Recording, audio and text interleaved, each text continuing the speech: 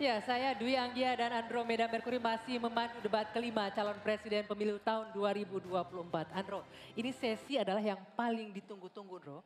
Karena ini adalah sesi tanya jawab antar capres dan saling menanggapi serta saling berinteraksi. Ini yang paling seru Dwi Anggia. Kami juga terima kasih kepada para pendukung yang sudah memberikan apresiasi, yang mau bekerja sama menaati tata tertib yang sudah kita sepakati bersama, Anggi ya. Betul. Kita langsung saja undang kembali calon presiden untuk naik ke atas podium, ke atas panggung, menuju ke podium masing-masing.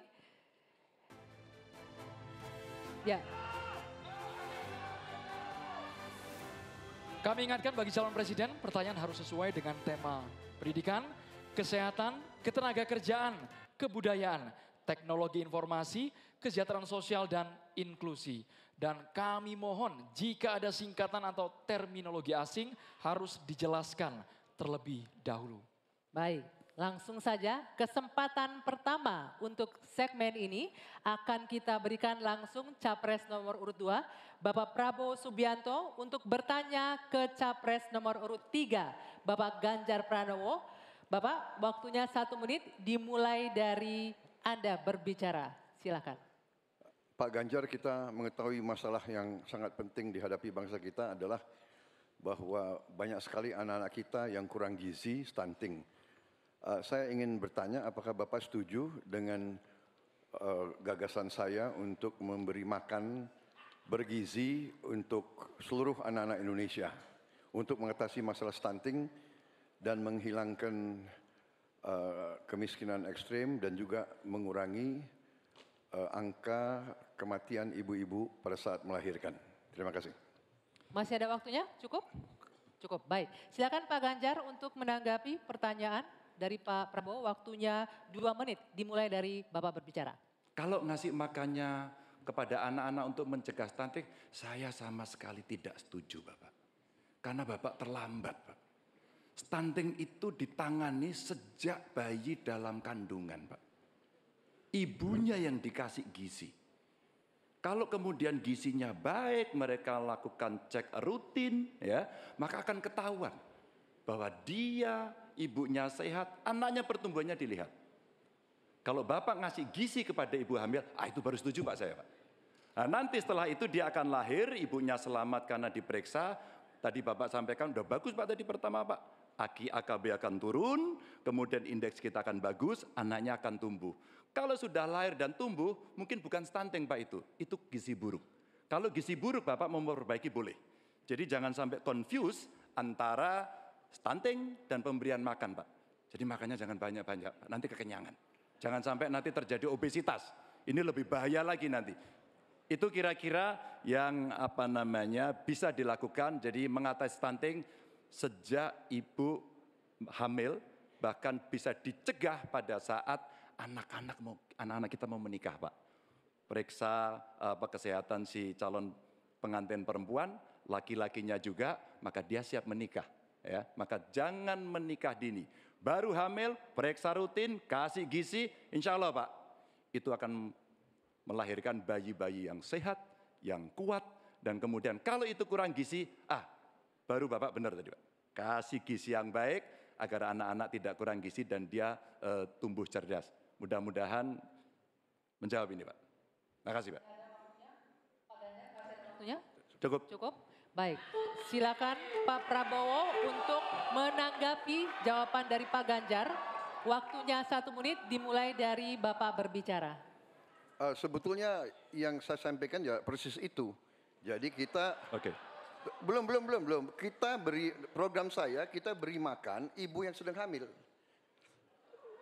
Kita beri bantuan gizi ibu yang sedang hamil karena dia mengandung 9 bulan. Tapi memang stunting itu karena kurang gizi, Pak Ganjar.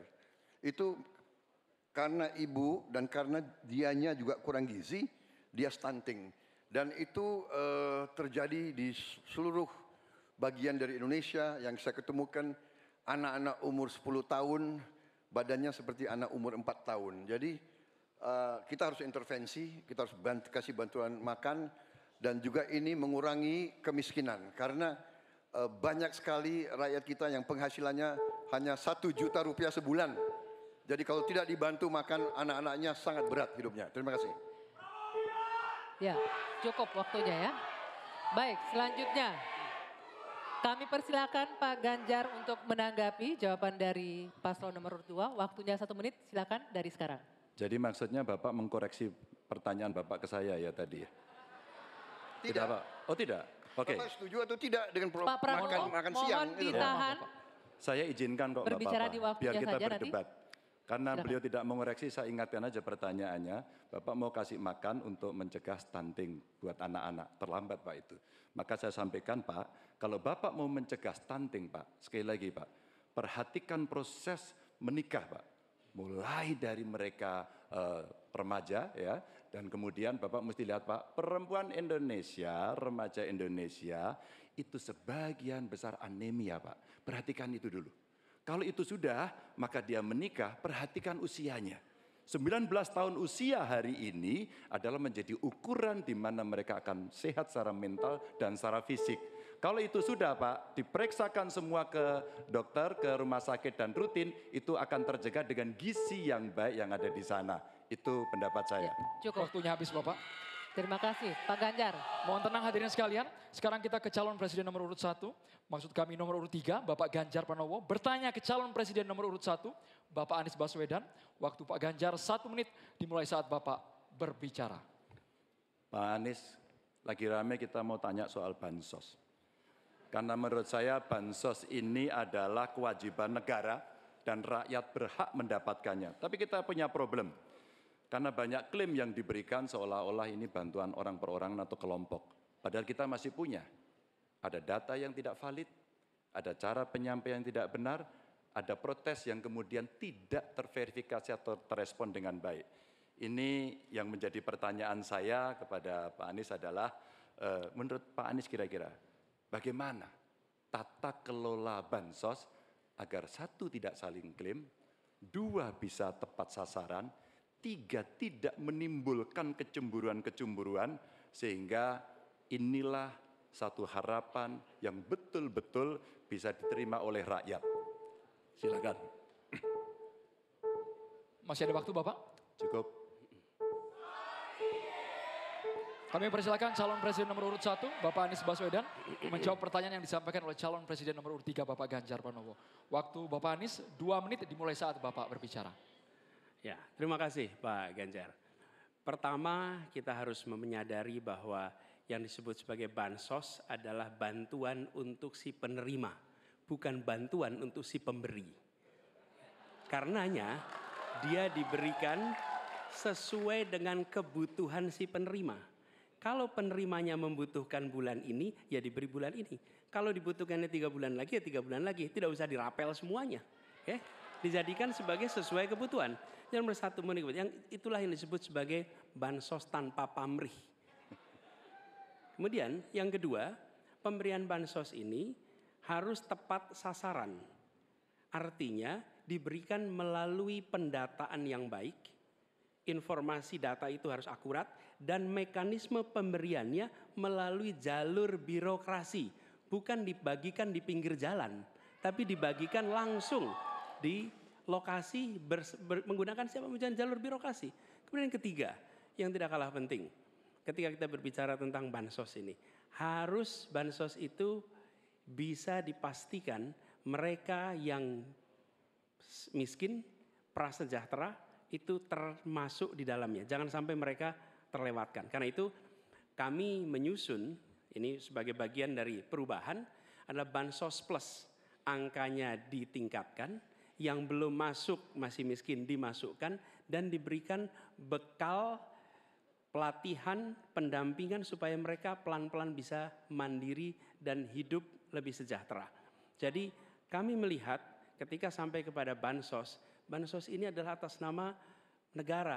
Ketika saya bertugas di Jakarta, semua paket bansos di kerdusnya diberikan label dibiayai APBD DKI Jakarta, bukan dari gubernur, dari uang rakyat lewat APBD DKI Jakarta. Jelas posisinya.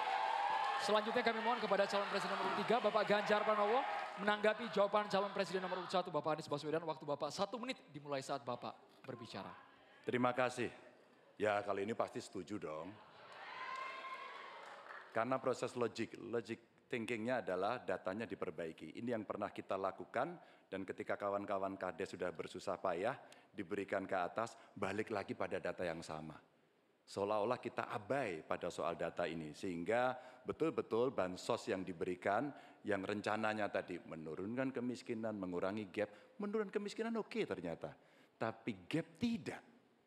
Berapapun besarnya gapnya tetap tinggi. Ini menarik dan kami punya data yang kita bisa baca dan tentu saja ini penting memang paradigma bansos sekali lagi ini betul-betul hak rakyat. Tugas negara dan pemerintah adalah memastikan itu bahwa ini adalah tepat sasaran dan tepat waktu. Tadi yang disampaikan betul.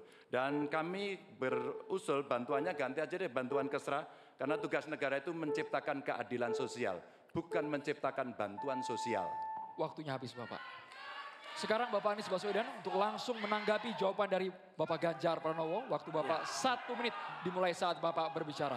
Mohon tenang hadirin sekalian.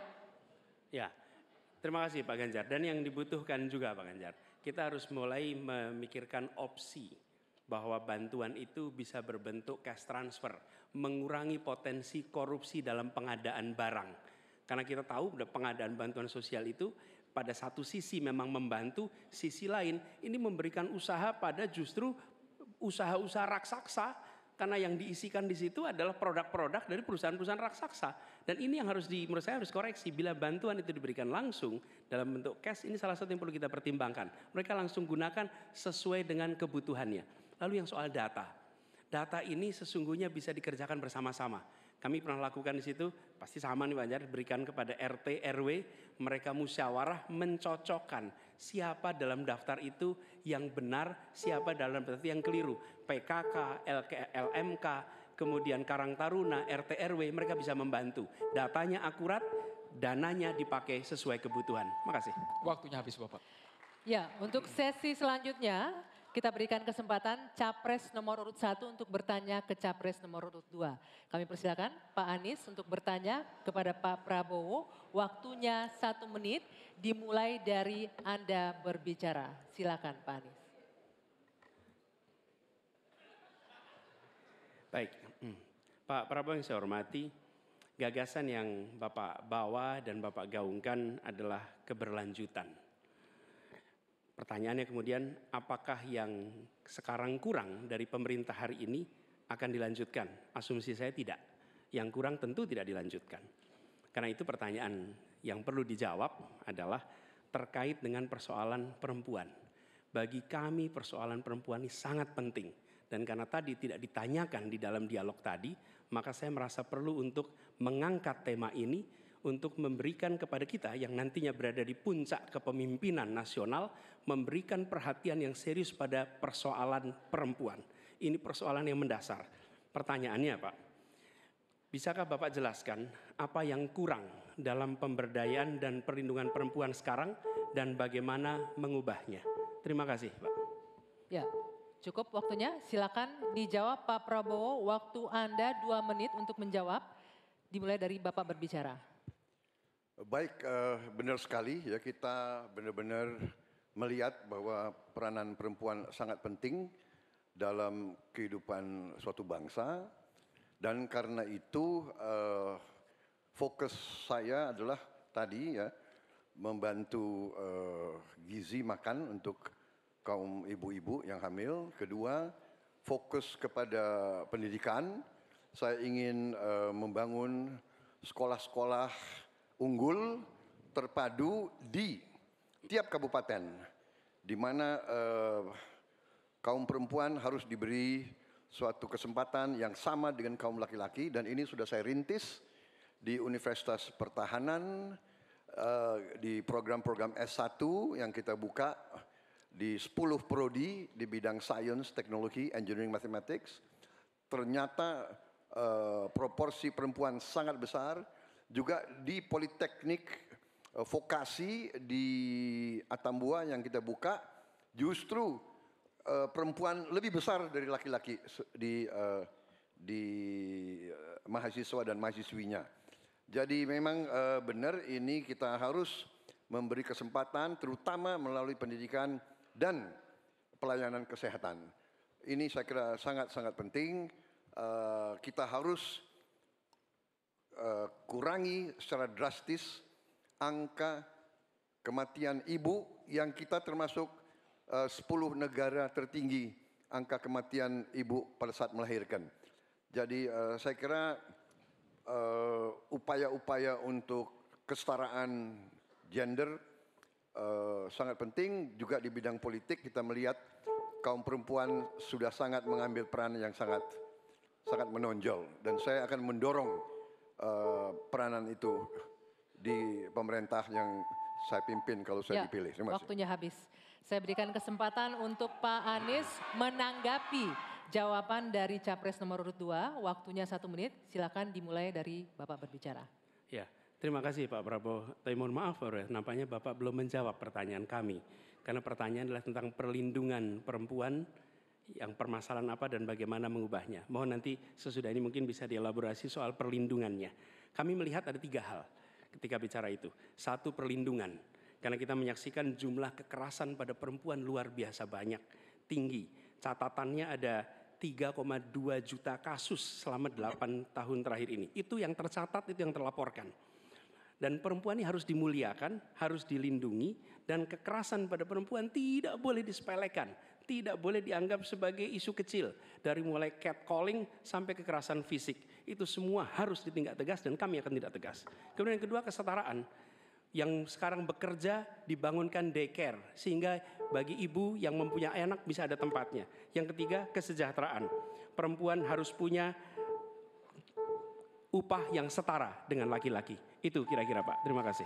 Baik, kami berikan kesempatan Pak Prabowo menanggapi respon dari Pak Anies tadi. Waktunya 1 menit, dimulai dari Bapak berbicara. Tadi Pak Anies kurang tegas membicarakan masalah kekerasan terhadap perempuan dan perlindungan. Oh, kita harus tegakkan hukum. Dalam perlindungan masalah-masalah itu kita tegakkan hukum. Dan itu harus kita tegakkan dengan sekeras-kerasnya. Dan itu sudah menurut saya aksiomatis.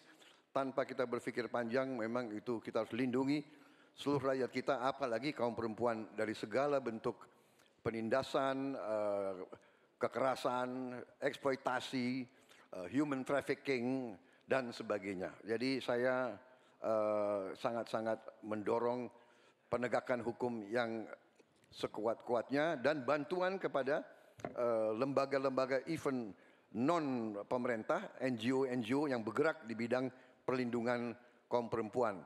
Saya sendiri aktif menyelamatkan kaum perempuan yang bekerja di luar negeri dari tindakan-tindakan kekerasan seperti itu. Terima kasih. Baik. Terima kasih. Hadirin sekalian, sekarang waktunya Bapak Ibu di sini untuk memberikan apresiasi kepada para calon presiden yang telah memasuki sesi tanya jawab dan saling menanggapi. Kami persilakan Bapak Ibu untuk memberikan apresiasi setinggi-tingginya kepada para calon presiden. Sesi tanya jawab antara calon presiden, Anggi, masih terus berlanjut. Betul sesaat lagi ya. Ya, kita akan lanjutkan usai jeda. Tetaplah di debat kelima calon presiden pemilu tahun 2024.